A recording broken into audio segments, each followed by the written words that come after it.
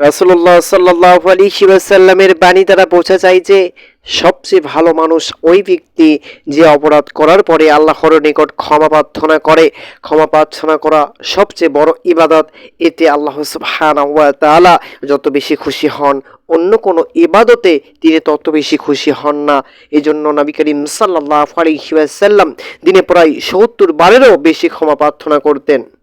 আবু যার গিফারি রাদিয়াল্লাহু তাআলা আনহু থেকে বর্ণিত, তিনি বলেন রাসূলুল্লাহ সাল্লাল্লাহু আলাইহি ওয়াসাল্লাম বলেছেন, আল্লাহ তাআলা বলেন, হে আমার বান্দারা, তোমরা অপরাধ করে থাকো রাত এবং দিন, আমি সমস্ত অপরাধ মাফ করে দেই। সুতরাং তোমরা আমার নিকট ক্ষমা চাও, আমি তোমাদেরকে ক্ষমা করে দেব।